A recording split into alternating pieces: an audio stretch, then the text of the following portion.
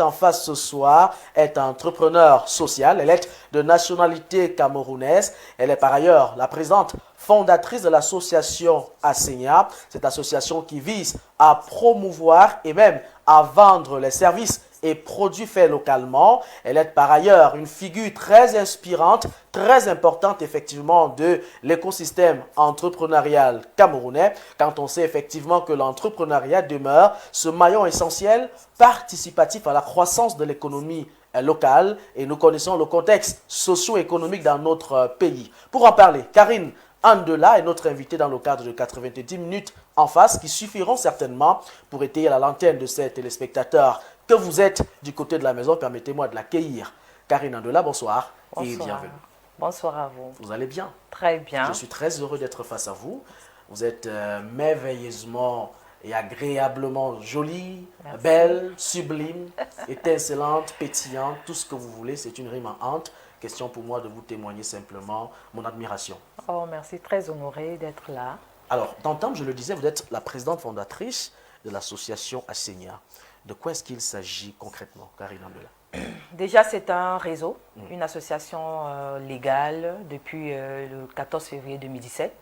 Nous exerçons effectivement dans la promotion des produits locaux made in Cameroun, mais surtout nous portons à cœur les jeunes promoteurs qui n'ont pas de visibilité et qui aimeraient effectivement avoir une plateforme d'expression, de rencontres, d'échanges autour de ce qu'ils font, c'est-à-dire ceux qui créent, ceux qui transforment et ceux qui commercialisent non seulement les produits, mais aussi les services qui accompagnent ces produits made in Cameroun. Je retiens néanmoins deux choses dans votre argument ou dans vos arguments. La première, c'est la promotion du Made in Cameroun et vous apportez de la visibilité à ces entrepreneurs qui n'en ont pas. Déjà, la première question, c'est de savoir quels sont les mécanismes que vous utilisez pour donner cette visibilité aux entrepreneurs, effectivement, qui en ont besoin.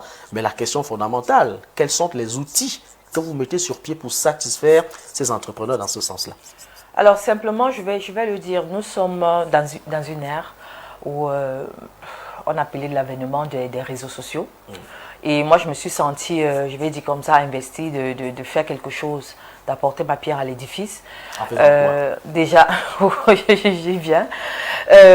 Déjà, c'est simplement écouter, rencontrer ceux qui ont fait quelque chose et leur proposer de leur dire que moi, j'ai déjà quand même une plateforme où je sais qui suit mes plateformes, c'est-à-dire mes réseaux sociaux. Je peux vous présenter à ce petit monde que j'ai. Bon, les réseaux sociaux, on dit on a une fan base, pardon, une fan ou des followers. Mais moi, je préfère dire que j'ai des Camerounais conscients qui sont abonnés à mes pages et qui, de temps à autre, sollicitent ou alors aiment bien voir ce que je présente dans, comme, je vais dire ça comme ça, comme les produits. Ce n'est pas gratuit quand même, ces services. On ne va pas dire que ce n'est pas gratuit, ça a toujours été gratuit. Ah bon? Mais simplement, il faut être membre prenante vraiment de notre réseau. Déjà une condition il faut être posée sur la table. Maintenant, peut-être, qu'est-ce qu'il faut faire pour être membre de l'ASENIA? Alors déjà, il faut être Camerounais africain. Oui. Ça, c'est vraiment la première base.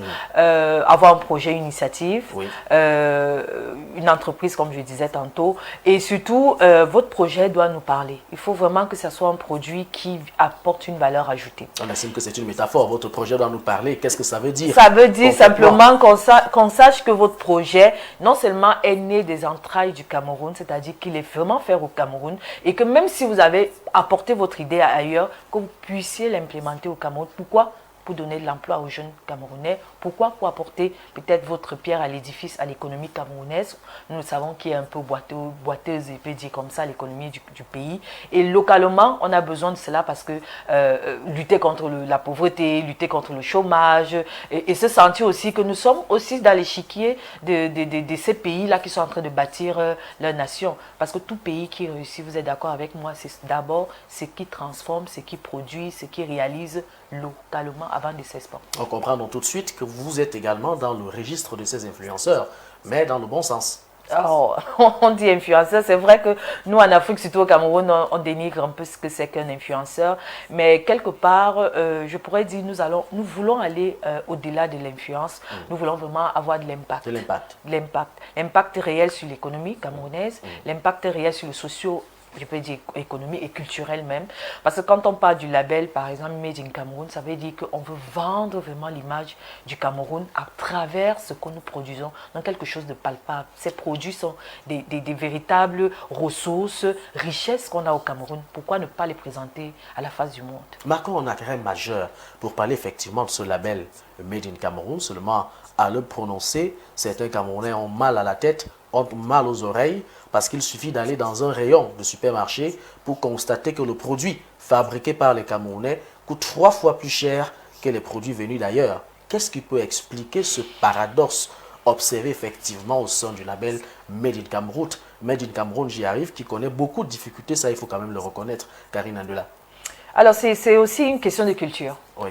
C'est que beaucoup de Camerounais ne savent pas que partout ailleurs, quand on parle du handmade, fabrication, même des artisans partout dans le monde, ce qu'ils font coûte toujours plus cher que ce qui est dans l'industrie. Pourquoi il y a cette différence? L'industriel, je vous prends juste un exemple. Un industriel va aller à Hawaï, il va démarrer son camion, il va aller à Hawaï, il va acheter tous les fruits, peut-être sur des hectares et des hectares de fruits, et un fruit peut-être peut lui revenir à 100 francs CFA. Pourtant, vous, le simple entrepreneur qui allez peut-être au marché, ou alors vous avez peut-être un vendeur, un fournisseur qui vous apporte les ananas, mais il va vous vendre peut-être une tête à 300 ou à 500 francs. Vous êtes d'accord avec moi que si vous faites les calculs, le coût de production sera plus cher pour vous. Parce que même dans les intrants, l'industriel va toujours prendre en grande quantité et qu'il aura plus d'avantages sur le coût de ses achats, de ses intrants, etc. Donc les Camerounais ne le savent pas. Il faudrait bien qu'on les cultive, que c'est d'abord le premier problème. C'est-à-dire que lorsqu'un entrepreneur part pour prendre, lorsqu'il part dans un marché ou alors où il part se fournir en matière première, est-ce qu'il a la capacité de payer plusieurs camions qui vont entrer dans son unité de production? Nous le savons bien, ils n'ont pas encore véritablement des industries. Et ça, c'est un cas particulier. Il est clair quand même qu'il y a des éléments qui freinent l'éclosion du Made in Cameroun dans notre pays. Maintenant, vous qui êtes proche de ces entrepreneurs camerounais, qu'est-ce qu'ils vous disent? Vous qui travaillez au quotidien avec des femmes qui entreprennent visiblement, qu'est-ce qu'elles vous disent? Qu'est-ce qui coince réellement? Alors déjà, le point dont on soulignait tout à l'heure, oui. Il faut le savoir, c'est parce que déjà il manque un accompagnement véritablement derrière ces entrepreneurs. Accompagnement logistique ou alors financier? Déjà financier, pourquoi? Parce que lorsque je parle du coût, si un entrepreneur s'engage et qui n'a même pas le pick-up, prenons ça comme ça, nous sommes au Cameroun, il faut qu'on se parle de la réalité. S'il n'a même pas une voiture pour aller transporter ses produits d'Hawaï pour Yaoundé, ça veut dire qu'il y a un problème, vous êtes d'accord avec moi. Il faudrait qu'il soit assez structuré pour qu'il ait ses propres, la logistique, c'est-à-dire le transport, qui lui permet d'aller prendre ses produits, même si c'est dans un fond du village, pour venir avec, en ville, dans ses unités de production, pour transformer. Contrairement peut-être à un industriel qui a ses camions, qui peut à chaque minute, à chaque heure, aller prendre la matière première lorsqu'elle est disponible pour venir vers ses unités de production. Alors le problème... Cet accompagnement financier doit venir de qui? Alors déjà, il faut savoir... Du gouvernement camerounais? Pas seulement. Parce que chaque fois, on indexe quand même le ministère des petites et moyennes entreprises. Le gouvernement n'est pas une banque. Il faut le dire, le gouvernement n'est pas une banque. Ça doit venir des banques? Dans tous les pays, même aux États-Unis, qui est aujourd'hui, nous le savons, le père fondateur de l'économie, etc., ce sont les banques, c'est-à-dire les privés, des investisseurs privés, des banques locales donc du pays, qui financent ce que les promoteurs, ce que les créateurs d'emplois, tout ce qu'on fait localement, ce sont ces institutions financières qui financent ces projets. Pourquoi? Parce qu'ils ont simplement compris que lorsqu'il y a des produits peut-être d'innovation et qu'on met de l'argent derrière, je vais dire comme ça, on va créer de l'emploi. C'est tout simple. Hein? Et lorsqu'au Cameroun plutôt, un entrepreneur, un jeune entrepreneur, il a une idée innovante. Lorsqu'il part dans une institution financière, on lui dit plutôt que votre idée là n'est pas encore vraiment assise. Est-ce que votre business model nous permet de nous projeter dans 10-20 ans? Donc il y a toute cette petite barrière là au quotidien. Quand même à vouloir comprendre également quelque chose, tout comme les téléspectateurs. C'est qui un entrepreneur au Cameroun? Il y a la notion de petite entreprise, il y a la notion de petite et moyenne entreprise, il y a la notion de très petite et moyenne entreprise ou encore très petite entreprise. Finalement, qui est entrepreneur? Est-ce que le fait d'avoir une très petite entreprise fait de moi un entrepreneur? C'est-à-dire, je me suis mis à confectionner des bijoux avec du matériel, de la matière locale. Est-ce que ça fait de moi un entrepreneur Qui est réellement entrepreneur au Cameroun, Karine Andela? Alors, c'est vrai qu'il y a beaucoup de, je vais dire comme ça, de leçons même à tirer derrière, surtout Oui. de l'entrepreneuriat. Pour moi, c'est à mon sens, hein, Allez-y. un entrepreneur est celui qui apporte une solution sur un problème qui touche une vraie communauté, une grande communauté. Vous ne pouvez pas créer un produit et c'est seulement pour votre famille et vous dites que vous êtes un entrepreneur. À mon avis, non. Vous n'avez pas encore atteint vraiment le cap où on peut dire que vous êtes un entrepreneur. Vous pouvez avoir la Un volonté. entrepreneur, Vous pouvez avoir non, la il faut pas volonté. simple. Il ne suffit pas d'avoir de la volonté. Un entrepreneur, c'est celui qui apporte une solution sur un problème donné. C'est-à-dire, cette solution-là vient véritablement On ne résoudre veut pas savoir un problème. comment il fait, mais il Non, doit apporter des il solutions. doit apporter des solutions. Parce Peu que importe. le problème au Cameroun aujourd'hui, c'est qu'on s'agrippe ou alors on se tient derrière des projets qui ont déjà été faits et on se dit qu'on est entrepreneur. Non, vous êtes juste des personnes qui viennent soutenir peut-être une filière ou alors une activité qui existe ou qui est existante et vous ne faites que apporter peut-être votre pierre à l'édifice. Mais en tant qu'entrepreneur, vous devez nous apporter des solutions. Vous devez résoudre ces problèmes que les entrepreneurs rencontrent au quotidien. En fait, je vais même dire la population et les consommateurs rencontrent au quotidien. Je prendrai un cas, beaucoup de Camerounais ont pleuré à un moment en disant que les produits sucreries, dont je ne vais pas faire la publicité des jus qu'on appelle jus aujourd'hui, leur donnent mauvaise santé, ça ne va pas et tout. Il fallait simplement apporter une solution de faire des jus naturels. Et il y a plein de Camerounais aujourd'hui qui font dans ce sens-là On peut des produits avoir la naturels. volonté justement de confection de produits, Ouais. des jus naturels, mais on n'a pas la possibilité de répondre aux besoins. Notamment, le coût de la production n'arrive pas à satisfaire la demande.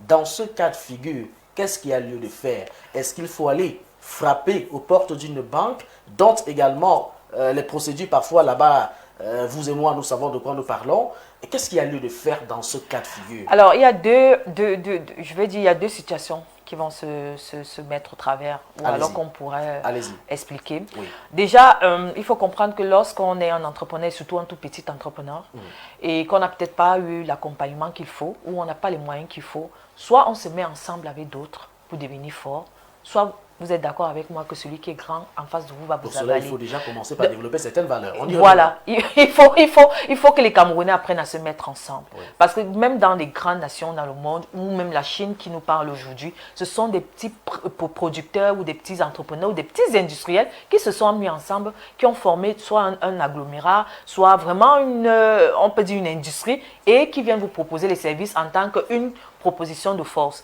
Or, ce n'est pas ça au Cameroun. Tout le monde va être patron, tout le monde désire, comme on dit souvent, avoir son unité peut-être de production, mais à la fin, les factures vont arriver. À la fin, vous n'êtes même pas accompagné financièrement. À la fin, l'État constate que vous êtes des milliers et des milliers. Il va aider qui? Il va soutenir qui? Ça devient un peu délicat.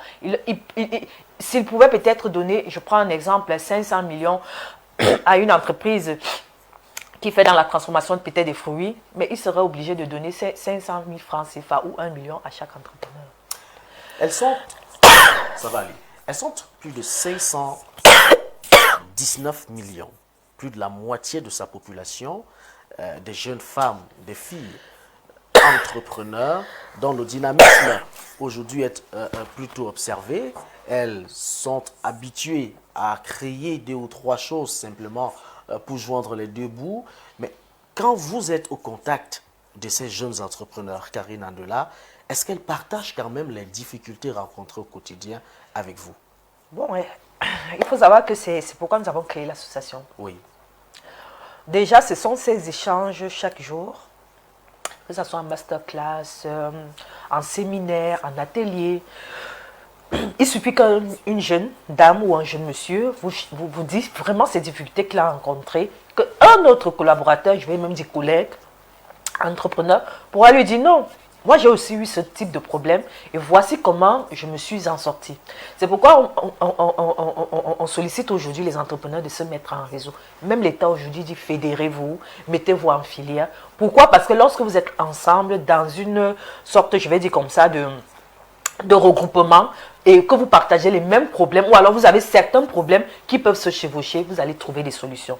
Nous sommes une plateforme qui effectivement a compris que les jeunes entrepreneurs camerounais ont certaines difficultés et les difficultés au sein de notre réseau, nous apportons des experts des consultants qui accompagnent au quotidien ces entrepreneurs presque gratuitement. Alors, j'ai un problème avec le mot accompagnement. Quand on dit, voilà, vous avez des experts qui accompagnent les entrepreneurs, on a tout de suite l'impression que c'est l'organisation, parfois des webinaires, des visioconférences, pour essayer d'apporter 2 ou 3 éléments de manière théorique et d'autres dans la pratique, parce que là, c'est beaucoup plus concret. Est-ce que ces entrepreneurs réussissent à relever les défis rencontrés grâce effectivement à cette théorie dont vous partagez tous les jours? Alors, moi, je vais juste donner des chiffres. Allez-y. Au début, quand on a commencé le réseautage, ce qu'on appelle aujourd'hui l'accompagnement, on était à peine 10 entrepreneurs étaient dans notre réseau. Oui. 9 ans après. Et 9 ans après, aujourd'hui, nous sommes plus de 515.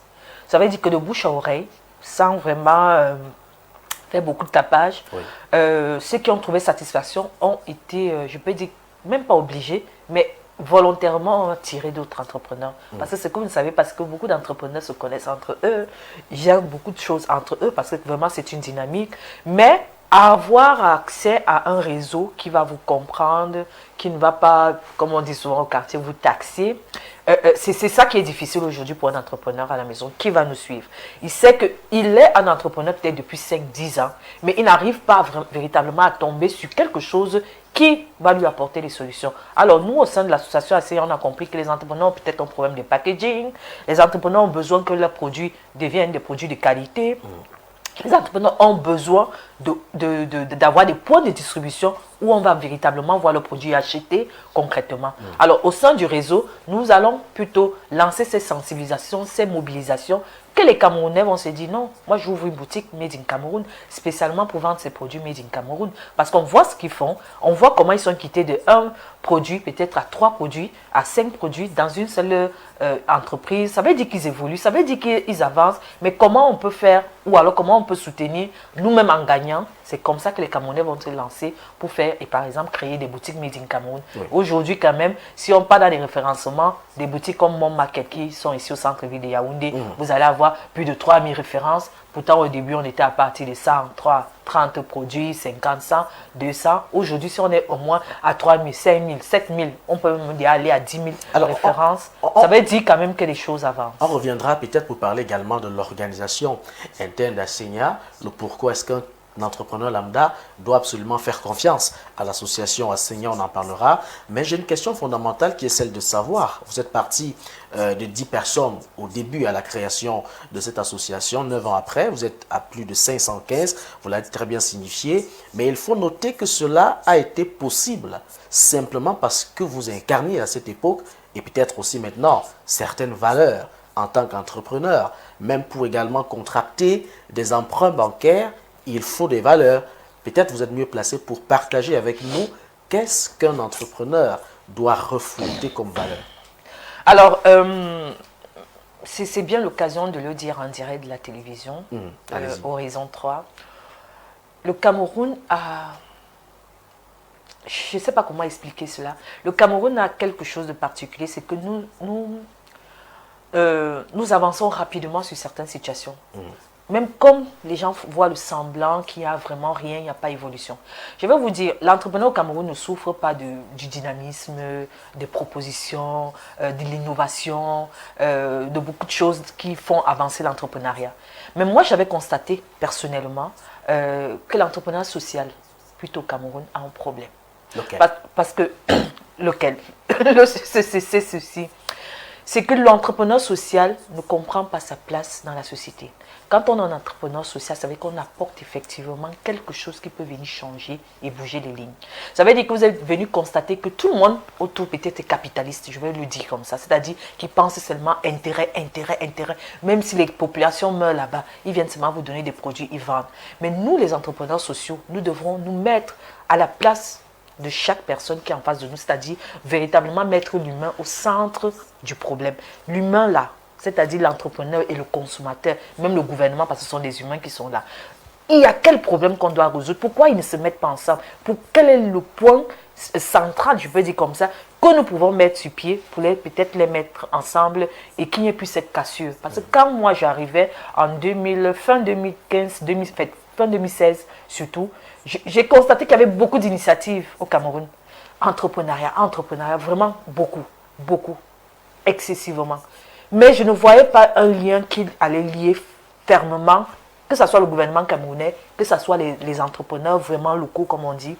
Et pouvoir leur proposer que vous devez simplement vous fédérer sous un label qui va porter tout le monde, qui va vraiment renforcer non seulement vous-même votre propre confiance. Parce que quand vous partez à l'extérieur, on dit peut-être vos produits viennent de la zone CEMAC. CEMAC veut dire que c'est plusieurs pays.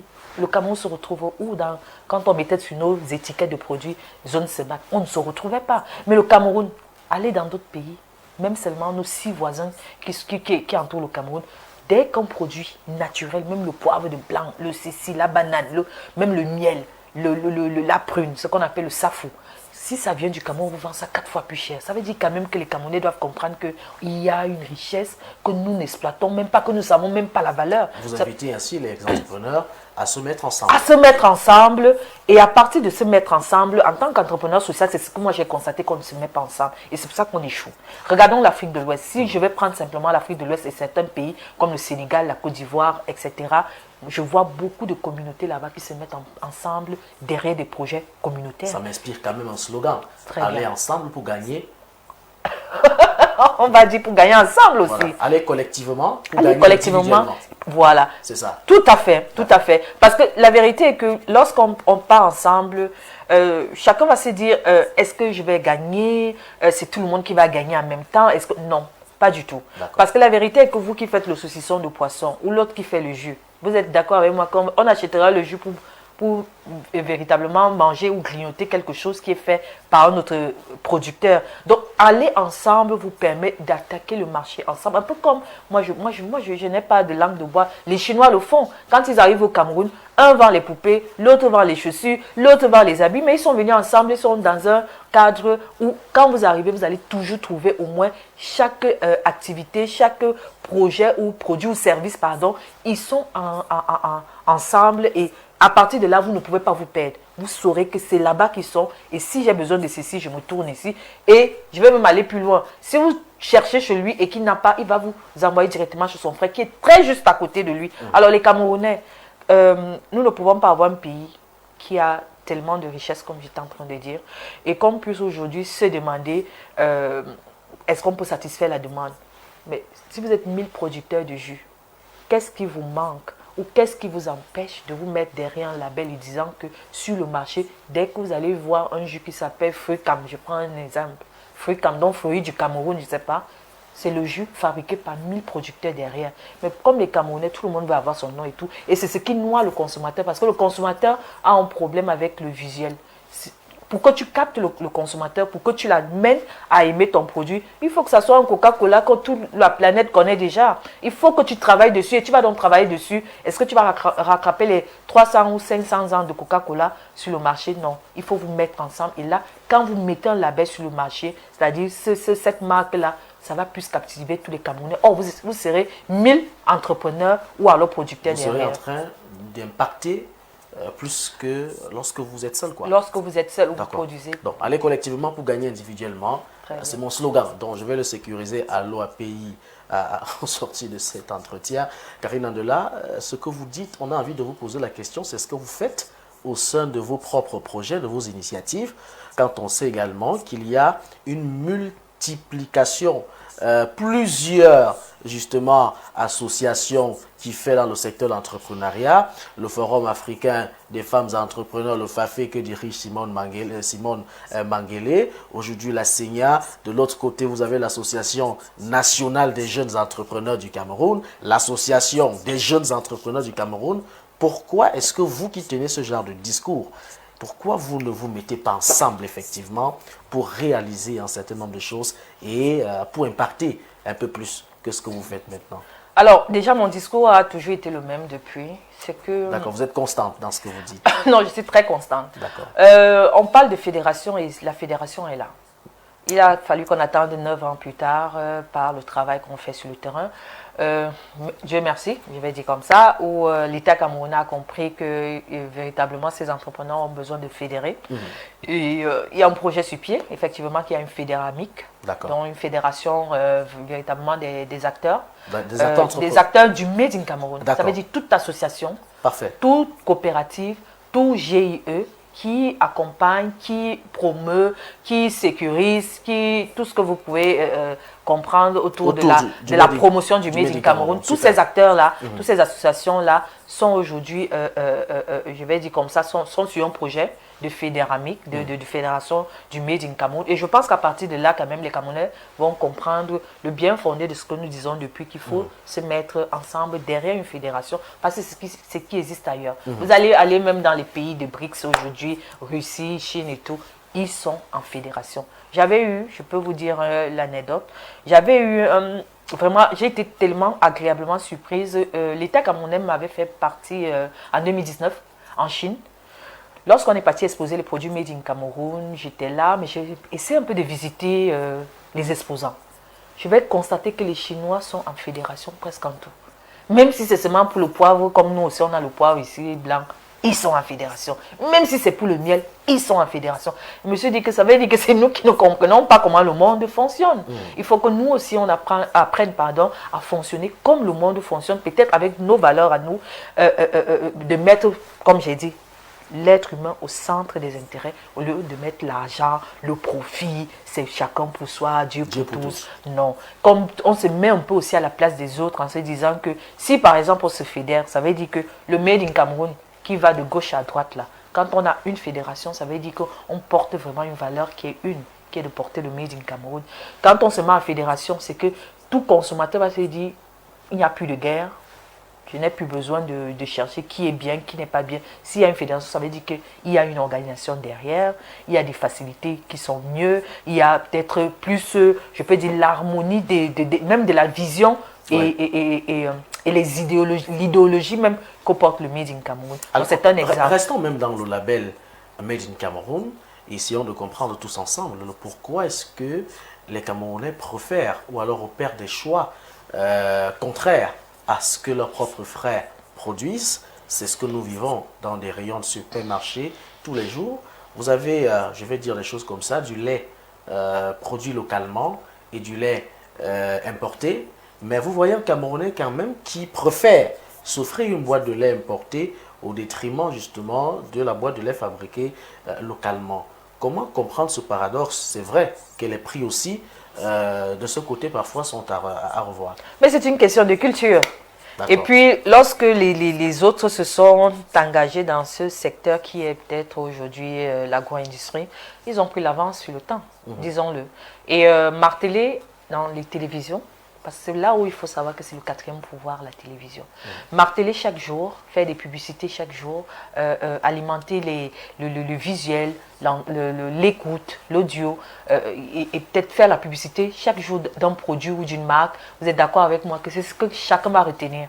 Mais lorsqu'on ne connaît pas qui vous êtes... Vous appelez à plus de sensibilisation dans ce Plus de sensibilisation, c'est ça la clé. Si on ne sensibilise pas, même l'État va se dire, est-ce que le Made in Cameroun là est vraiment sérieux? Est-ce que le Made in Cameroun là est important? Je pense que c'est parce que nous avons sensibilisé et pour ceux quand qui même sont à un niveau. Dans des zones reculées. Alors, quelle stratégie de la stratégie simplement, c'est c'est de les intégrer dans les chaînes de valeur. C'est pourquoi les chaînes de valeur sont importantes lorsqu'on veut développer l'économie locale.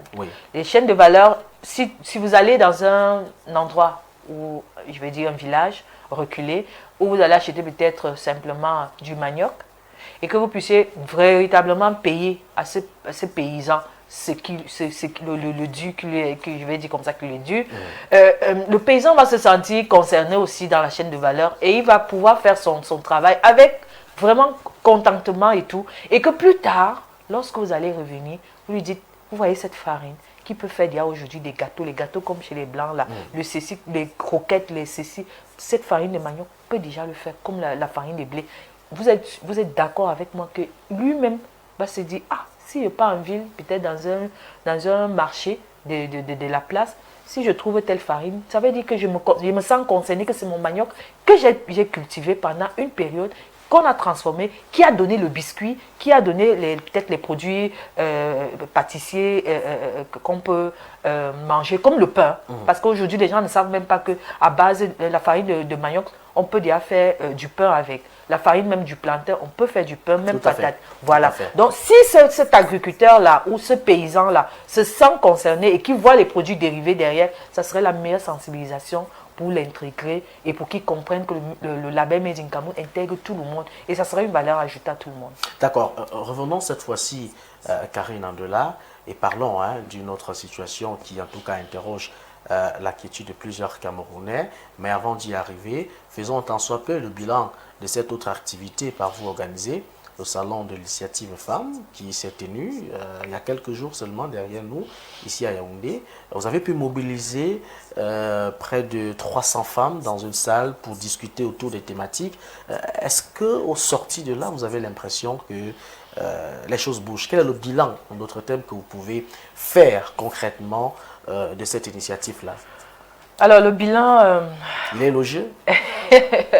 En fait, ça, je vais dire que c'est ceux qui viennent vers nous, c'est-à-dire qui nous apportent vraiment du soutien, des félicitations aussi et des encouragements. C'est par eux que nous essayons un peu de mesurer l'impact qu'il y a eu et de savoir qu'il y a des femmes qui...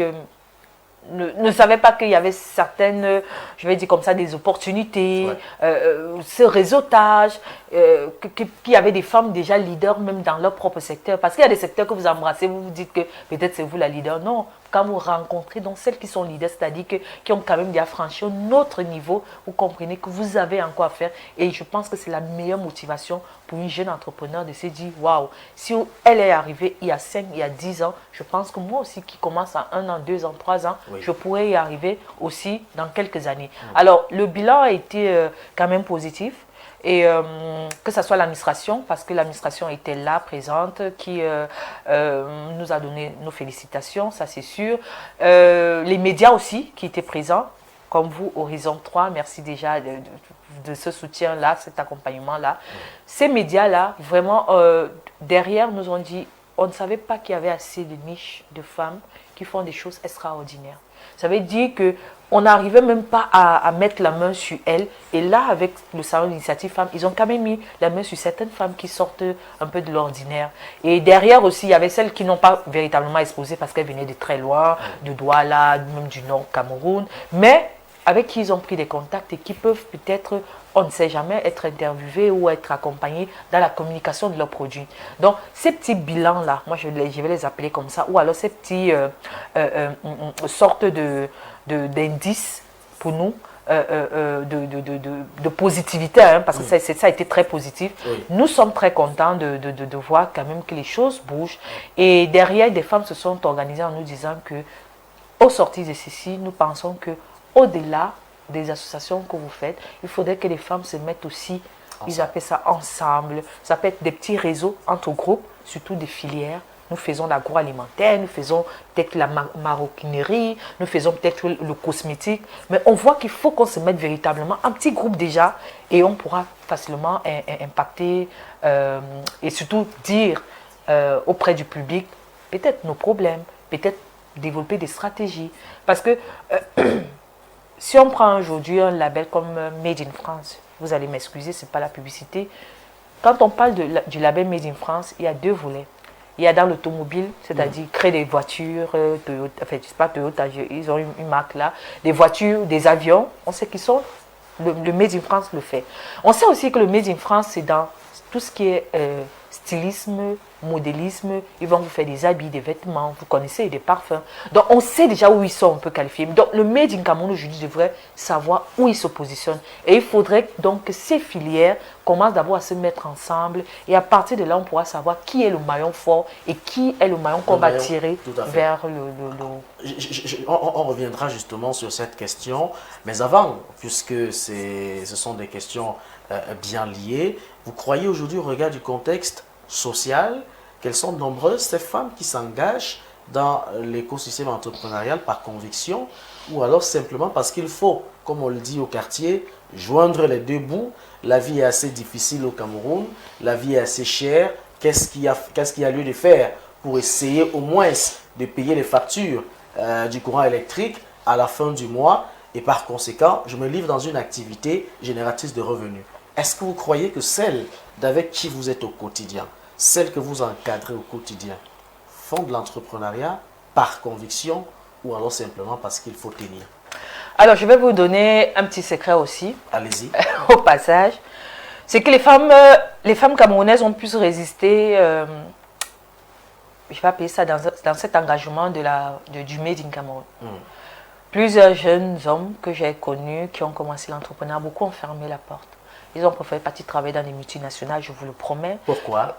Ils disent c'est difficile, c'est difficile. Je vais vous dire. Vous êtes une dame de fer. 9 ans, je vais vous résistez, voilà. Vous êtes debout, souriante. Je vais vous dire, et c'est aussi très facile de comprendre. Allez-y. Un homme a une épouse, Ouais. les enfants, sa belle famille à gérer et sa propre famille. Donc la vérité est qu'avec avec 100 000 francs, 100 000 francs, il va vous dire qu'il ne peut pas s'en sortir. Et qu'est-ce que la femme? Mais une femme peut vivre avec 100 000 francs, elle n'a pas de problème. Ah même bon? si c'est en 10 ans, oui. Elle n'a pas de famille? Elle n'a pas de non, famille. elle sait que son mari peut soutenir. Je vous le dis, en vérité, désolé. Donc la femme sait facilement comprendre que ça ne donne pas encore, ça c'est vrai, mais je pense qu'avec le temps, ça pourra donner. Vous comprenez ce que je veux dire? Contrairement à un homme. C'est dans cette logique que vous êtes inscrite? Bien sûr que moi je suis inscrite sur la durée. Pardon. Et si vous faites dans le Made in Cameroun et que vous n'êtes pas inscrit sur la durée, vous allez abandonner. Et si vous avez peut-être des charges qui vous demandent des millions, je vais dire ça comme ça, hein, la vérité est que vous allez abandonner. Vous n'en avez pas. Vous n'avez pas de charges? Nous avons des charges, mais si je sais que je peux vivre avec 500 000 francs, et un homme va vous dire que moi je ne peux pas vivre avec 500 000 francs. C'est vraiment la réalité. Hein. Bon, parce que le Made in Cameroun aujourd'hui... On ne va pas entrer dans votre voilà. secret personnel ou vie privée de toute façon. C'est pas ça. Donc, je le dis pourquoi? Parce que déjà, ce qu'il faut savoir, c'est que une actrice qui régénère, je vais dire comme ça, des fonds au quotidien, peut-être elle a son petit business, elle peut se contenter d'avoir son 50 000 même par jour ou par semaine. Elle va s'en sortir. Pourquoi vous pensez que c'est trop facile? Non, c'est facile psychologiquement à une femme. Gagner 50 000 francs par jour? Oh. Au Cameroun? Bah oui. Vous croyez que c'est possible? Ben, c'est possible, je vous le dis. En faisant quoi, Karine? Alors, en faisant un projet. Non, en fait. Le projet au pif comme ça. Si vous faites par exemple du chocolat. Ouais. Alors oui, les Camerounais consomment du chocolat. Vous faites 50 000 francs CFA par jour. 50 000 francs parce que vous avez, je vais vous dire, dans 5 boutiques, vous pouvez vendre votre produit chocolatier ou de chocolat. 10 000 francs, 10 000 francs c'est quoi? C'est 1000 francs. C'est pas trop beau pour être Non, c'est 10 personnes qui vous achètent une plaquette de chocolat, ça fait 5 000. Ça fait 10 000. Non, vous allez le trouver. C'est pour ça que vous partez dans des supermarchés, non? Oui. Déposez votre produit pour qu'une catégorie de personnes, c'est-à-dire une cible que vous avez ciblée, qui aime et qui s'aventure toujours dans ces supermarchés pour qu'ils payent. Parce que chaque jour, on appelle ça comment là? Le compteur dit que les Camerounais qui viennent, par exemple, sans publicité à Dove, ils sont peut-être 50 par jour qui achètent du chocolat. Alors si vous vous positionnez que vous avez un bon produit, vous allez au moins grignoter 5 clients au niveau de peut-être Dove, dans un autre supermarché ou même dans une boutique Made in Cameroun, sans compter aussi peut-être vos différents types d'affaires, parce que les Camerounais, il ne faut pas qu'on se mente, ils aiment faire des petites affaires. Ça veut dire, s'il y a des mariages, on peut vous consulter, s'il y a des apéros, on peut vous consulter, s'il y a des cadeaux à offrir à des personnes par semaine, par mois, on peut vous consulter. Donc, vous-même, vous faites votre business model, sachant que vous connaissez la cible que vous visez. On parlera de ça à la sortie de l'émission Business Model, Business Plan, parce qu'elles sont également nombreuses qui ne savent pas comment est-ce que ça se passe. Je suis très rassuré parce qu'au sein de votre association, vous avez une cellule pilote qui aide et accompagne effectivement les jeunes dans cette logique-là, c'est-à-dire comment écrire des business models. Mais pour organiser par exemple une conférence comme le Salon Initiative Femmes, dans des salles aussi prestigieuses de la capitale politique comme cela a été le cas, ça demande une mobilisation de fonds, ça demande de l'argent, ça demande quand même la présence financière. Vous aujourd'hui, vous semblez ne pas bénéficier de l'accompagnement étatique, peut-être l'appui technique, c'est le mot qu'ils utilisent de temps en temps. Vous prenez de l'argent où, Karine Andela? Ce sont vos propres affaires? Parce qu'ils veulent savoir. Ce sont mes propres affaires, mais aussi c'est parce que j'ai su manager un réseau. D'accord. Parce que lorsque je propose un projet et qu'il est viable, comme le Salon Initiative Femmes, croyez-moi, chaque femme se dit, nous sommes ici, nous sommes plus de 200 femmes par exemple. Peut-être vous direz qu'en 9 ans, vous avez pu bâtir beaucoup de millions de francs CFA, le milliard. Non, et pas du tout. Vous avez demandé à ces jeunes de patienter également, de travailler dans la patience. Il faut être patient. Pour bâtir quelque chose de sérieux, il faut être patient. Ça, c'est sûr. Et les gens ont je vais dire, la tendance à vous demander patience, ça veut dire quoi? Le temps de construire ce que vous êtes en train de faire, il faut savoir que c'est vous qui êtes la première personne, c'est-à-dire le premier élément que vous devez ressortir pour bâtir. Bâtir votre personne dans l'honnêteté, bâtir votre personne dans le travail, l'effort, l'intégrité, oui. La loyauté, oui, effectivement. Mais aussi, on a parlé de l'intégrité, mais aussi dans la sagesse. Parce que tout ce que nous faisons, si on ne met pas un peu de sagesse là, on va louper beaucoup de choses. Alors moi, je vais vous dire, moi, je veux vraiment être clair avec vous. Pour faire la 3e édition du Salon Initiative Femmes, en vérité, je n'avais pas les moyens. Ah bon? Oui. Mais j'ai proposé ce projet auprès non seulement des femmes de l'association. Et vous avez prié? On prie toujours. Non seulement j'ai proposé aux femmes de l'association, mais comme j'avais déjà construit une crédibilité autour de ma personne. Une intégrité. Une intégrité. Ce qui fait que j'ai facilement eu des sponsors. Parce que le sponsor, il n'est pas là pour venir je vais dire quoi, vous enrichir. C'est que votre projet, est-ce que ça parle? Il vous suit depuis combien d'années? Peut-être 5 ans. Et il se disait, comment il fait pour s'en sortir? Et il suffit d'une seule occasion où vous présentez votre projet à ce sponsor. Ça peut mettre à une marraine, à un Camerounais qui a la bonne volonté et qui dit, waouh, votre projet là, je vous suis depuis 4 ou 5 ans. Je pense qu'il peut soutenir cette fois-ci. Donc c'est comme ça. Vous voyez que c'est la patience. Qu'est-ce qu'un entrepreneur en retour attend après avoir organisé une telle cérémonie qui semble avoir réussi? Qu'est-ce que vous attendez en retour? De la satisfaction simplement? Qu'est-ce que ceux qui vous accompagnent financièrement attendent en retour, Karine Andela? Alors, des gens de bonne volonté qui vous apportent des appuis comme ça? Chacun a toujours un intérêt à tirer quelque part. Tout à fait. C'est juste que nous semblons nous focaliser ou alors nous enfermer sur des biens pécuniaires, simplement l'argent. Est-ce que ça me donne de l'argent? Non, c'est pas toujours cela. Si vous êtes par exemple une banque comme Ecobank qui vient nous accompagner, il ne gagne pas l'argent là, mais il peut gagner en notoriété ou alors il peut gagner en visibilité auprès des entrepreneurs. Parce que moi, je vais réunir 300 femmes. La vérité est que si ils ont écouté ce que la responsable de, par exemple, cette banque a pu exprimer, ils vont se dire pourquoi ne pas ouvrir un compte là-bas. Alors, et ce n'est pas moi qui gagne, c'est la banque qui gagne. Ça va à tous les niveaux. Vous faites peut-être des parfums comme Roger Ducos et vous venez être partenaire dans notre réseau. Vous allez constater qu'il y a des femmes qui ne connaissent même pas votre projet. Pourtant, ils passent souvent dans les magasins, ils essaient de voir Roger Ducos, mais ils se disent que ça doit être un projet qui vient de l'étranger, surtout avec le nom. Je prends un exemple. Mais quand ils arrivent, ils disent « Ah, c'est du Made in Cameroun parce que vous avez communiqué auprès de 300 femmes entrepreneurs. » Et les femmes entrepreneurs, disons-nous la vérité, au moins elles ne souffrent plus de « J'ai faim, je ne sais pas ce que je vais manger demain. » Si elle est vraiment une bosseuse, chaque semaine, chaque jour, elle a quand même un peu de moyens pour survivre, je vais dire comme ça, ou alors pour se sentir à l'aise et se payer le train de vie qu'elle veut à son niveau.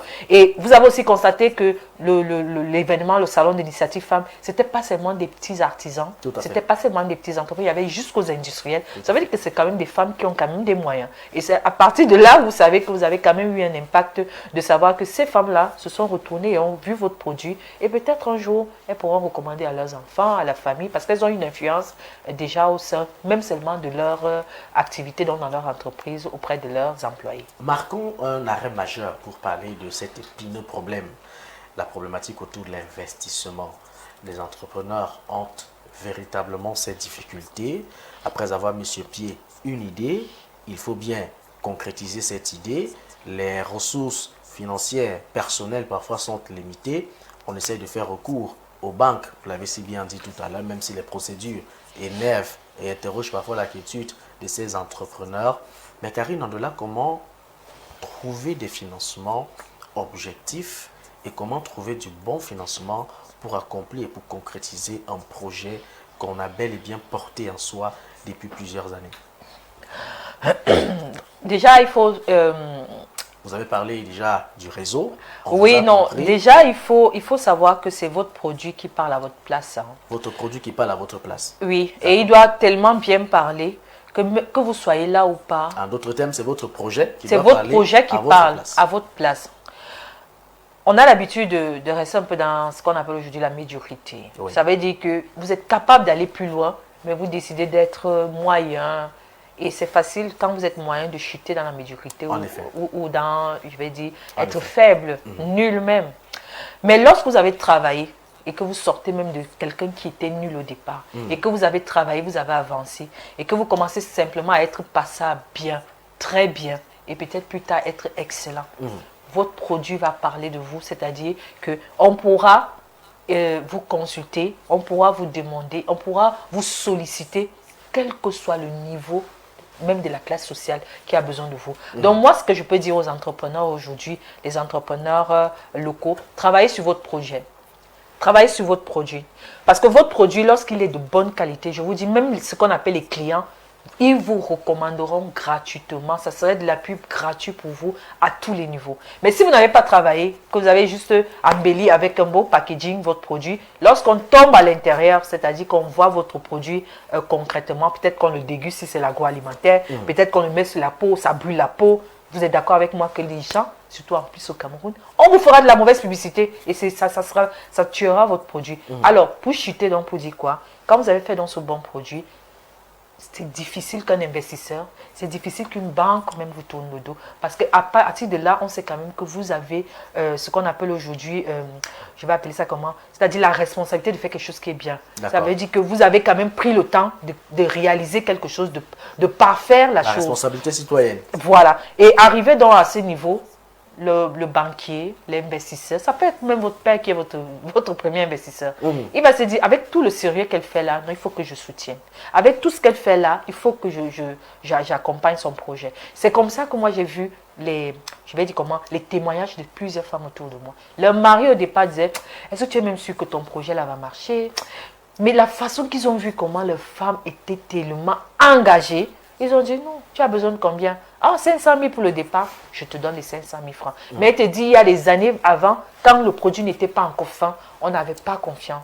Et dès que vous tombez, c'est-à-dire dès que vous finissez avec la famille qui peut vous soutenir à gauche et à droite, peut-être vous donner un endroit pour faire, vous commencez à avoir cette, on appelle ça comme ça, cette confiance en soi. Dès que vous avez acquis votre confiance en soi, je suis sûr que, quelle que soit la porte que vous allez, parce que vous allez avoir tellement confiance à ce que vous faites, que celui qui est en face de vous, c'est simplement ce qu'il veut. Hein. Parce que même le banquier, quand il est en face de vous, il faut que vous inspirez confiance. Alors, la banque est petite, la banque des petites et moyennes entreprises. Vous en avez entendu parler déjà? Bien sûr. D'accord. Est-ce qu'elle est assez fiable pour l'accompagnement des jeunes entrepreneurs? Alors déjà, vous êtes également proche des institutions étatiques. Donc comme c'est, déjà je vais vous dire, comme c'est étatique, il faut dire la vérité. Allez-y. Comme c'est étatique, il faut dire la vérité. Ce sont des banques, c'est une banque qui a peut-être vocation d'aider non seulement peut-être des personnes qui ont des projets soutenus déjà par l'État. Donc vous qui êtes une petite entreprise ou alors dans votre secteur privé, je ne conseille véritablement pas un Camerounais de s'y aventurer, hein, moi je vous le dis. Parce que je dis, c'est une banque déjà d'État. Et une banque d'État, la vérité est qu'il porte les projets qu'il porte. Il accompagne les projets qu'il connaît. S'il n'a pas accompagné les projets qu'il connaît. Et c'est ça, il faut comprendre que c'est ça dans les risques. Copains et copines là-bas. Je ne sais pas s'il avait dit copains et copines, mais il faudrait que... Parce que les Camerounais aujourd'hui ne partent plus dans les ministères pour avoir même seulement la bonne information. Beaucoup de Camerounais ont brisé cette barrière. Je vais dire même, ils ont coupé ce pont-là qui était entre eux et le gouvernement, eux et la fonction publique au Cameroun. Donc tout ce qui concerne l'État, ils ne veulent même pas savoir. Alors vous ne pouvez pas venir bénéficier de quelque chose que l'État n'a même pas le contrôle sur votre activité. Je suis désolée. Mais l'État dernièrement... Il y a ce qu'ils appellent les équipes de suivi. Voilà. Pour aller sur le terrain. Sur le terrain, mais il faut que vous y allez. Si un entrepreneur n'est pas allé, comment l'État va vous dénicher? Il ne peut même pas vous dénicher, je suis désolée. Vous allez apporter votre projet, je veux le financement. On vous connaît où? Vous faites quoi? Vous êtes qui? Vous sortez d'où? Vous sortez d'où? Mais pourtant, si vous avez fait votre activité habitez au quartier, il y a peut-être une microfinance qui vous voit monter, descendre, avec peut-être vos bananiers, je sais pas, en fait, vos bananes plantées sur la tête. Chaque jour, il vous voit monter et descendre. Croyez-moi, ça serait facile pour lui de vous financer parce qu'il voit votre travail. Est-ce que le ralentissement de cet accompagnement, à date, ne se justifie pas aussi par le mindset de certains Camerounais qui ont autrefois bénéficié de cet accompagnement et ont choisi d'aller vivre au Canada, vivre en Chine, vivre en Belgique? Est-ce que l'État aussi, à son niveau, n'a pas peur de ces gens-là? Bon, c'est ce que je disais tantôt, c'est qu'il faut comprendre qu'il y a une grande cassure. C'est une grande blessure. Je vous dis, je pèse mes mots pour le dire. C'est pourquoi nous, la société civile, nous sommes venus un peu essayer de dire que, pardon, papa, vous êtes l'État, vous êtes même le père. Parce que quand l'État, c'est le père. Oh, les jeunes, parce que moi, je parle plus aux jeunes. Oh, les jeunes, l'association enseignant dont je suis leader vous demande simplement que le père, là, il est fatigué. Parce qu'à chaque fois qu'il donne l'argent à certaines personnes, de gérer, ils disparaissent. Ils disparaissent. Ça veut dire qu'aujourd'hui, nous, à l'association Enseignant, nous essayons au sein de notre réseau de mettre les entrepreneurs à un autre niveau de mindset. Ça veut dire que si vous avez pris l'argent, si vous travaillez, si vous avez besoin de ceci, il faut qu'on soit rassuré que vous êtes une personne crédible. C'est ça. Ça va aller, Madame Karine Andula. Alors, aujourd'hui, vraiment, nous allons parler de ces programmes qui parfois sont disponibles au sein de certaines institutions ministérielles. Et les entrepreneurs sont la plupart de ces personnes qui bénéficient souvent de ces programmes-là. Est-ce que ça vous arrive de temps en temps d'avoir des témoignages venant des jeunes que voilà, je n'ai pas pu avoir accès, de l'autre côté, j'ai pu avoir accès parce que le cousin de grand-mère être le petit frère de celui qui gère le programme. Est-ce que des discours comme ça passent dans votre environnement au quotidien, Karine Andula? Alors, heureusement que ceux qui ont bénéficié de l'État au sein de notre réseau sont très performants aujourd'hui. Ouais. Une jeune dame. Ils existent quand même. Ils existent. Ils ont été accompagnés par l'État, financés même. Wow. Mais il y a aussi d'autres, peut-être que je ne vais pas citer pour Vous ne pas faire une mauvaise publicité. Vous en faites partie, Karine Andula? Non, moi, je n'ai jamais été soutenue par l'État. Vous avez travaillé de vous-même? J'ai travaillé de moi-même. Et on vous dit bravo. Merci beaucoup. Je n'ai jamais été soutenue par l'État. J'ai travaillé de moi-même. Vous avez refusé ou alors vous avez... Non, j'ai même pas encore eu de proposition dans ce sens-là. Je pense quand même aussi que l'État parfois prend souvent beaucoup de temps pour observer les acteurs comme nous. Et sur moi, il se demande qu'est-ce qui motive. Est-ce que c'est des bonnes intentions? Il faut comprendre. L'entrepreneuriat social n'est pas facile, surtout au Cameroun. On se dit toujours quelle est l'intention derrière. Parce qu'on sait ce que c'est que l'entrepreneuriat social aujourd'hui. Vous ouvrez l'orphelinat, vous dites que vous allez aider les orphelins, mais derrière, s'il y a des subventions, vous prenez, vous utilisez, et les orphelins ne sont jamais soutenus. C'est la même chose. On pourrait dire aujourd'hui, il y a peut-être 5 ans, que donnant les moyens à Karine Andela, mais est-ce que on est sûr qu'en me donnant les moyens là, j'allais peut-être continuer à faire ma bataille? Est-ce que j'allais continuer? Ou alors est-ce que j'allais vraiment soutenir ces entrepreneurs? Pour moi, je ne souffre pas du syndrome de Stockholm qui dit que plus quelqu'un vous fait du mal, plus vous allez rester là. Non, c'est pas cela. C'est parce que j'ai eu une conviction. Je me suis dit qu'il y a une cassure, comme je vous ai dit tantôt, entre que ce soit l'État, que ce soit le privé. Moi, je ne voyais pas vraiment la jointure. Donc nous, la société civile, nous sommes exactement ce pont-là. Que venez nous traverser, nous on s'aligne.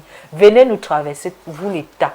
Parce que aujourd'hui, vous n'avez plus confiance aux jeunes ou aux privés qui ont peut-être pris des moyens et sont partis sans jamais rembourser. Mais vous aussi les jeunes, je ne sais pas si ce sont des problèmes politiques ou pas qui vous fait fuir l'État, mais nous sommes en train de vous dire aujourd'hui que l'État là, quel que soit ce que vous êtes en train de voir, va continuer. L'État ne peut pas mourir. Ce qu'on appelle au Cameroun, l'État camerounais va continuer à vivre. Donc, toutes les institutions que vous voyez aujourd'hui, que ça vous profite ou pas, ça pourra au moins profiter même à vos enfants. Donc, la seule chose qu'on peut faire aujourd'hui, c'est de les mettre ensemble, de trouver des solutions ensemble et que véritablement ces entrepreneurs bénéficient. Parce que, je vais vous dire, en 9 ans, beaucoup d'entrepreneurs, que ce soit dans mon réseau et dans d'autres réseaux Made in Cameroun, ont bénéficié de l'État. Alors, parlons rapidement des enjeux autour de l'entrepreneuriat féminin.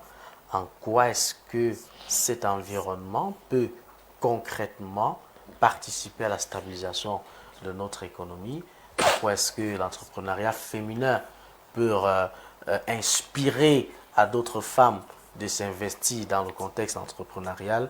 Lorsque vous, au quotidien, vous organisez des événements, qu'est-ce que vous dites à ceux qui, ou alors à celles qui viennent pour prendre part à ces initiatives-là? Alors, je m'aimerais d'abord déjà dire que la femme, c'est la base. Même dans nos familles, dans un foyer, si tu n'as pas une bonne femme, la vérité est que ton projet familial peut mourir, peut être désorienté.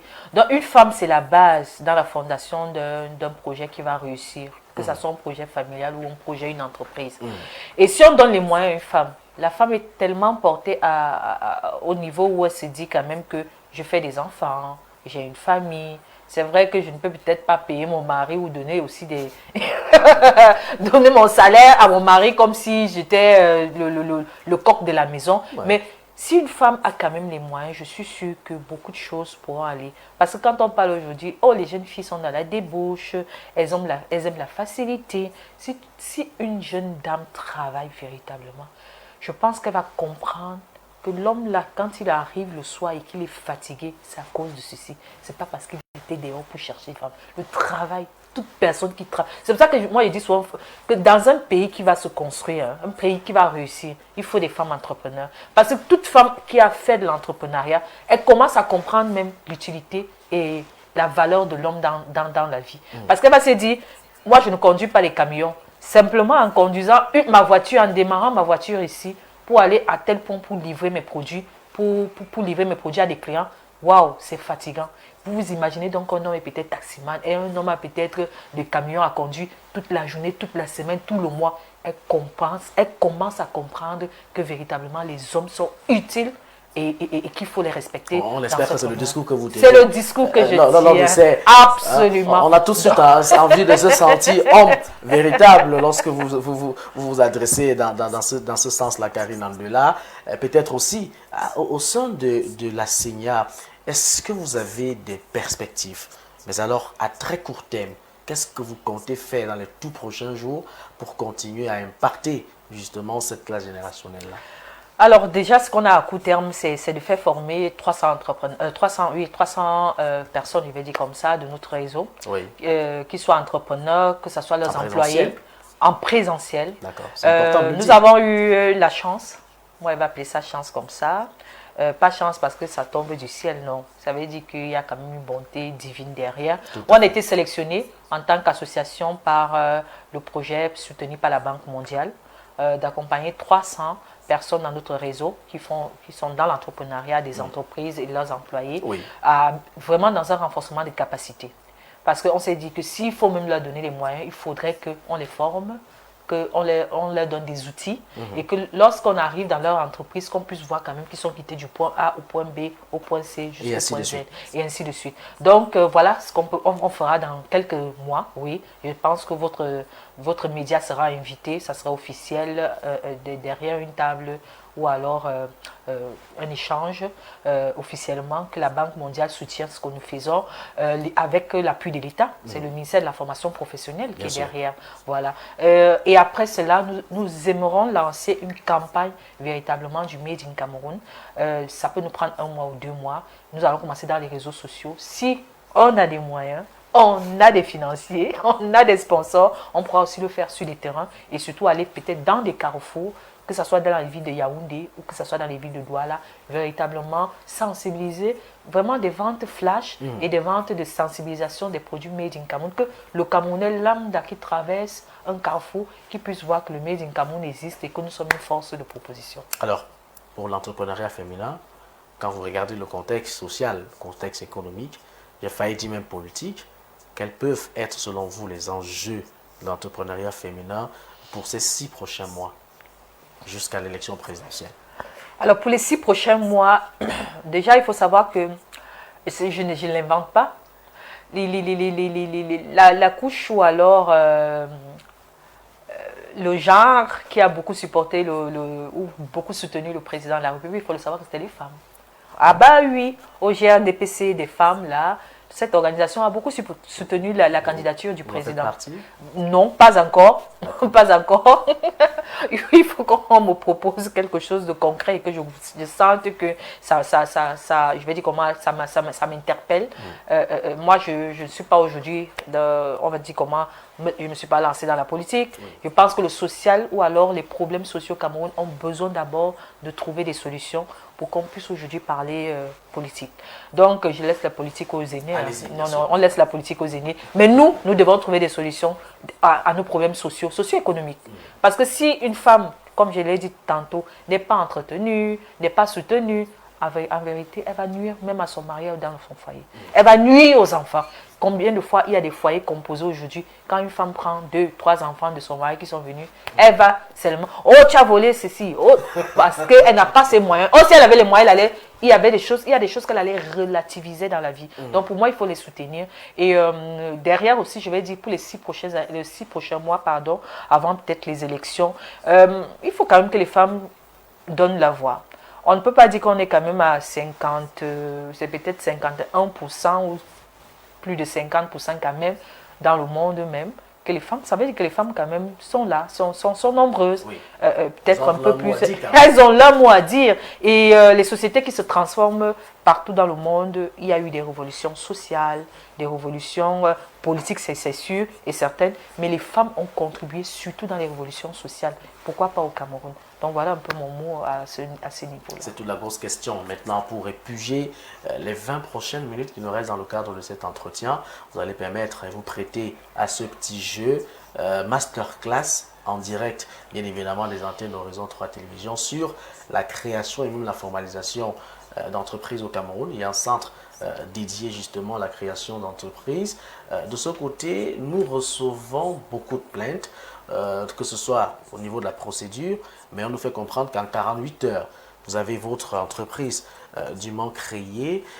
Ils sont nombreux ces entrepreneurs qui dénoncent le fait que la procédure administrative là-bas sont réservées pour des personnes initiées.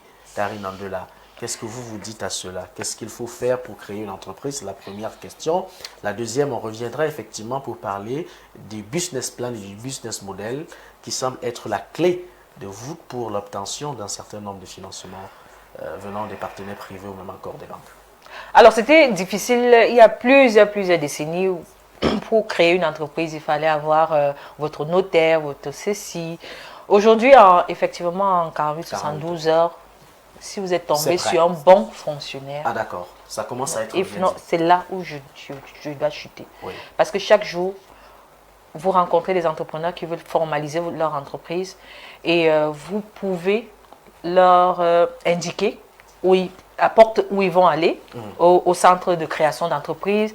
Mais lorsqu'ils arrivent là-bas, s'ils sont mal orientés, je vous jure, il y aura problème. Mais s'ils sont bien orientés, la porte qu'il faut. Orientez-les déjà. Non, il faut qu'ils nous écrivent. Il faut qu'ils m'écrivent sur WhatsApp. Moi, je donne le numéro direct des personnes. Il ne faut pas qu'ils se disent que c'est trop facile. Non, ce n'est pas facile. C'est pas facile. Je vais leur donner le numéro direct des responsables.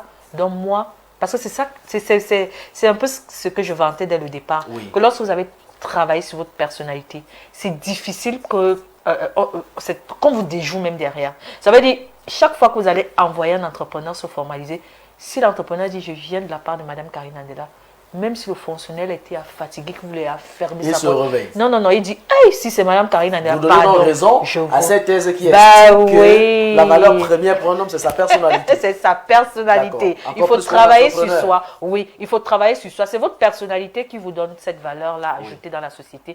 Et qu'on puisse dire que si... La personnalité qui n'a rien à voir avec le charisme. Non, le charisme, c'est autre chose. Alors, votre personnalité qui est le seul fait que lorsque vous recommandez quelqu'un, vous crédibilisez la personne. Lorsque vous mettez les gens ensemble, ils se mettent véritablement ensemble et qu'il y ait des fruits. C'est ce que le Camerounais aujourd'hui a besoin. Mais c'est ça qui est difficile à implémenter au Cameroun. Ça, il faut le dire. Que ce soit implémenté.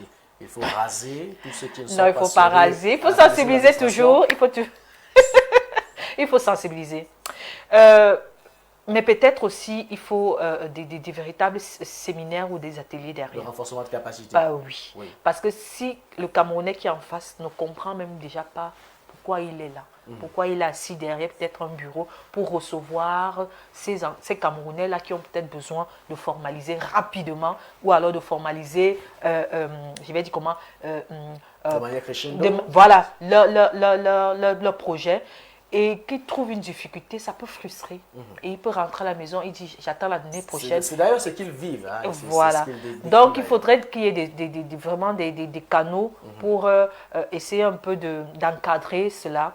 Et je le dis souvent au Cameroun, ne maudissez pas le Cameroun. Le Cameroun nous a tout donné et il y a toute la richesse qu'on connaît. Ce que vous devez déplorer au Cameroun, ce sont les personnes. Parce que chaque Camerounais qui est derrière un projet, qui va échouer, c'est un Camerounais, je vous le dis. C'est aussi la même chose qu'on devait se dire que pourquoi on ne parle pas trop de réussite. Ça veut dire que les Camerounais eux-mêmes ne veulent pas la réussite. Mais pourquoi ils présentent seulement des projets qui ont échoué? Pourquoi on présente seulement ce qui ne marche pas? Ça veut dire que nous, on est calqué. Le mindset, c'est juste l'échec. L'échec, le mal. Oh, tout ne va pas bien. Peut-être, je prends un exemple là. Oh, le gouvernement a fait, mais voilà, moi je suis une personne de la société civile et j'ai décidé de faire la promotion du Made in Cameroun. Je n'ai pas attendu que le gouvernement me paye. Jusqu'aujourd'hui, il ne me paye pas 9 ans. S'il ne me paye même pas toute ma vie, je vais seulement vivre et je vais continuer à faire ce que je fais. Je n'ai même pas les moyens, mais je travaille. Parce que je ne sais pas comment vous expliquer cela. On n'est pas un pays qui sort de l'ordinaire. Oui. Il faut qu'on le sache. Parce que tout le temps, on dit que le Cameroun, c'est le Cameroun. Non. Quel que soit le pays, ils ont toujours eu à travailler, non seulement sur eux en tant qu'individus, mais après, ils ont travaillé sur la société. Parce que pour réussir, c'est tout le monde qui doit réussir ensemble. Il ne suffit pas que quelques individus qui sont de l'exception, qui puissent peut-être, je vais dire comment, sortir du lot et qui deviennent des modèles. Non, le Cameroun a besoin que chaque personne se retrouve, que quelqu'un qui est même au bas fond du quartier là-bas, qui puisse trouver lui-même son intérêt. Que ici, si je fais peut-être le Made in Cameroun, moi je vais apporter ma pierre ici peut-être en vendant le produit. Moi je vais apporter ma pierre ici peut-être en étant le comptable qui comptabilise au moins 5 ou 10 entreprises. C'est un peu cela. Tout à fait. Parlons cette fois-ci de la conception de ces business plans, business models. Déjà, comment ça se passe? Quel est le contenu d'un business plan, business model? Quelle est même la différence entre ces deux concepts? Karine Andela, le business model vise à faire quoi? Le business plan à son tour vise à faire quoi? On entend simplement des noms aussi. Alors, le business plan un peu plus costaud, comme on dit souvent. Oui. C'est vraiment un plan d'affaires. Oui.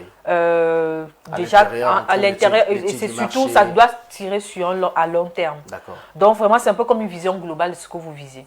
Mais quand vous venez parler, ou alors lorsqu'on vous parle du business model, c'est vraiment ce qui peut vous donner un déclic pour décoller. Il faut savoir que le business model, chaque grande structure ou petite structure même qui veut décoller, qui veut se démarquer sur le marché, il faut qu'il ait son business model. Je vous prends un exemple. Nous faisons tous les jus naturels. Et on sait qu'au Cameroun, c'est facile de faire des jus, par exemple, d'ananas. Alors moi, mon business model, je ne viendrai pas faire simplement ces jus d'ananas. Je vais simplement ajouter des saveurs qui vont venir rehausser ce jus d'ananas. Ça veut dire que je me positionne, c'est mon business model qui serait simplement de venir ajouter cette petite valeur ajoutée. Or, pourtant, mon business model ou mon business plan, qui est à long terme, c'est de faire des millions de jus, de distribuer dans toute l'Afrique, c'est d'atteindre même l'Europe. En d'autres termes, le business model, c'est la particularité. C'est la particularité que votre business vient vous donner sur un marché. Et à partir de là, vous vous positionnez et vous pouvez atteindre facilement à court, à moyen et à long terme vos objectifs. Tandis que dans le business plan, il faut bel et bien faire l'étude du marché. Il faut tout faire, même l'étude du marché. Il faut viser très loin et il faut voir tous les risques. Il faut tout. Or, avec le business model, c'est un peu plus free, je vais dire comme ça. C'est-à-dire, vous vous positionnez quelque part, vous dites, je meurs, je fais. Ouais, ben oui. Moi, c'est comme ça que moi, je comprends le business model, selon comment les experts ont expliqué et comment moi-même, je vois sur le terrain. Parce que tous les entrepreneurs aujourd'hui que je vois réussir, c'est qu'ils ont fabriqué un très joli business model qui leur permet que même si leur business plan est rude, parce qu'il y a des business plans rudes, que toi-même, tu sais qu'ici, c'est difficile que j'atteigne le but recherché, mais avec votre business model que vous pouvez chaque fois essayer de relancer, d'améliorer, de performer, vous allez voir que vous allez avancer. Ça, c'est ce que moi j'utilise, même moi-même en tant qu'entrepreneur social. Avec l'association Assegna, véritablement, je vais vous dire, association Assegna veut dire Association Entrepreneurs Ingénieurs d'Afrique. Ça veut dire que dès le départ, j'ai visé l'Afrique. Mais pour que j'arrive à l'Afrique, il fallait que je fasse mes preuves au Cameroun. Et je pourrais poser aujourd'hui une question à vous, le journaliste, est-ce que je ne suis pas encore arrivée? J'ai déjà posé la question ici. Est-ce que je n'ai pas réussi à faire comprendre que le Made in Cameroun est important? Ça veut dire qu'aujourd'hui, je peux vendre le concept Made in Cameroun partout en Afrique, partout en Europe, parce que j'ai calqué ce petit business model en disant que je ne vais pas embrasser toute l'Afrique directement parce que je n'avais pas les moyens. Alors, qu'est-ce que je fais au Cameroun? Je fais mon petit business model qui me permet de commencer Yaoundé, Douala, Kribi, Sud, jusqu'à l'extrême nord. Et plus tard, je pourrais donc toucher l'Afrique. Donc, c'est comme ça que chacun devrait se dire que c'est comme ça que j'atteins le kit de mon petit business model que je vais améliorer au fur et à mesure pour atteindre donc le but ultime qui est mis dans mon business plan. Alors, Karine Andela, il nous reste en moyenne 7 minutes dans le cadre de cet entretien, 90 minutes, ça va très vite. Je voudrais néanmoins, avant de sortir, revenir sur un fait, l'import-substitution. Aujourd'hui, des entrepreneurs camerounais qui produisent à grande échelle veulent quand même faire commercialiser leurs produits à l'extérieur, que ce soit dans la zone SEMAC, mais il y a un véritable problème, un frein qu'ils rencontrent. Est-ce que vous pensez que l'implémentation de l'import-substitution est adaptée aux réalités de ces entrepreneurs locaux? Déjà, l'import-substitution, il faut comprendre... Non, il faut comprendre quelque chose, c'est que beaucoup de Camerounais, on aime un peu vivre dans le noir. Ça veut dire quoi? Bah oui, on aime un peu trop d'amateurisme. On ne met pas beaucoup de professionnalisme, même les plus grands, moi je vous le dis, je vous le promets. Les Camerounais, par exemple, ont été tellement, je vais dire, surpris lorsqu'on a fermé les barrières pendant le Covid et se rendent compte qu'il y a autant de tomates au Cameroun. Non, ils n'ont pas anticipé. Donc, ils ne savaient pas, non, je ne vais pas dire anticiper. Ah, ils n'ont pas compris que toute la tomate se vendait à l'extérieur. C'est pourquoi c'était cher à un moment au Cameroun. Tu cherchais la tomate, tu te disais, c'est comment un pays qui produit.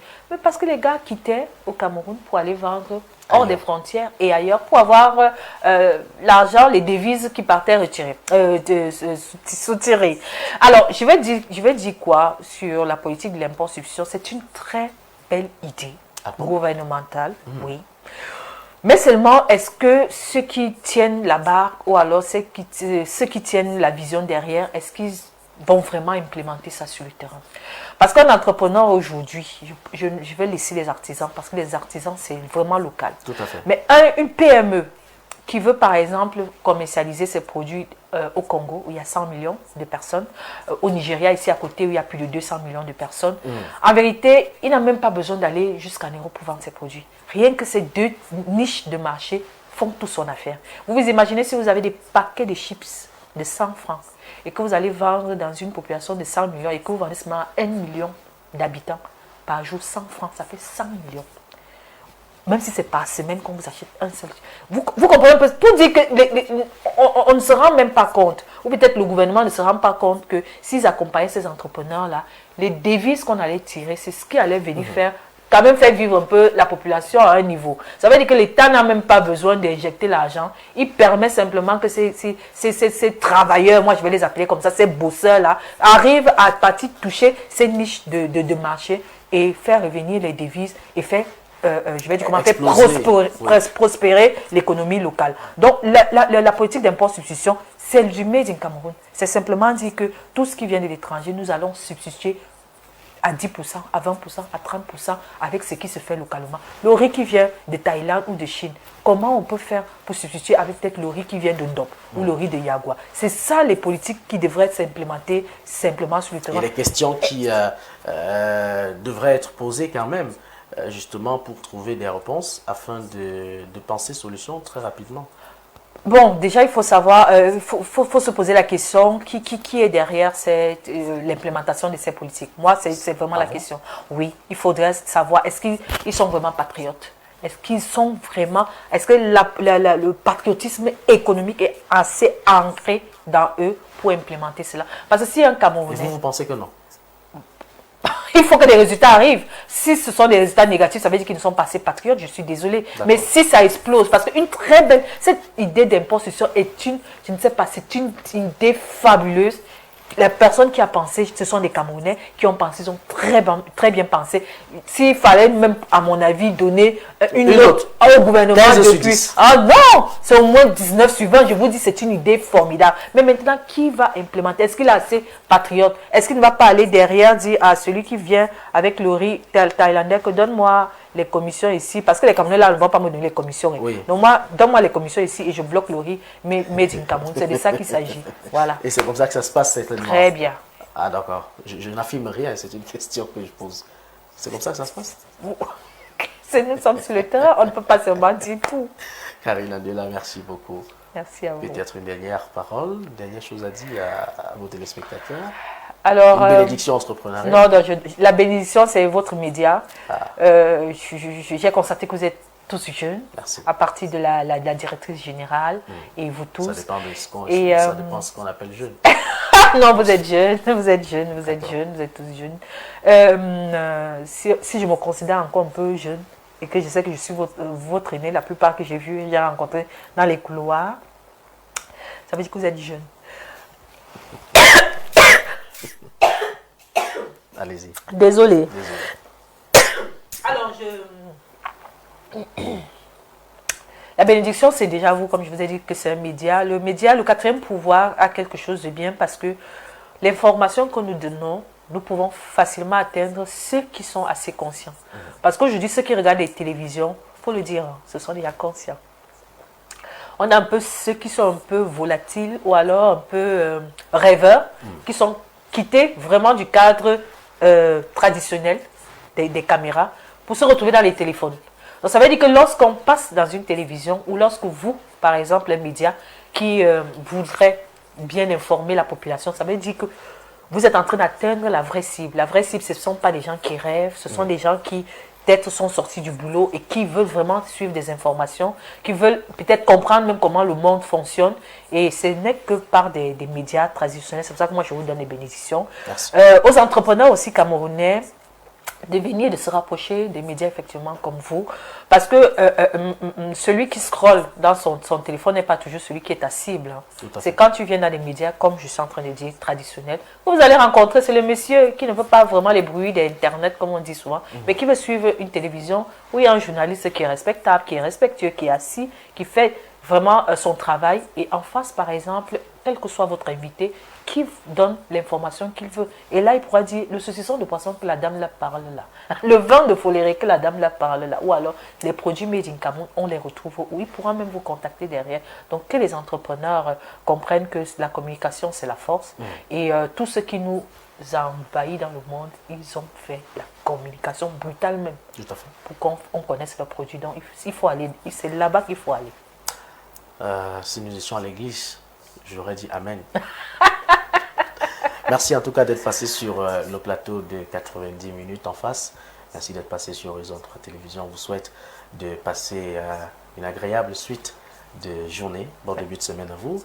Bon début de semaine également à tous ces téléspectateurs qui davantage font confiance à la prestigieuse chaîne Horizon 3 Télévision. Un grand salut particulier à toute la population de Bouddha dans le Bamboutos. Merci de la confiance que vous faites à Horizon 3 Télévision. Le rendez-vous, c'est pour dimanche prochain avec un autre invité à la même heure, certainement, Nouran Foster, qui sera des nôtres. Mesdames et messieurs, portez-vous bien. Bonne suite de programme sur nos antennes et à très bientôt.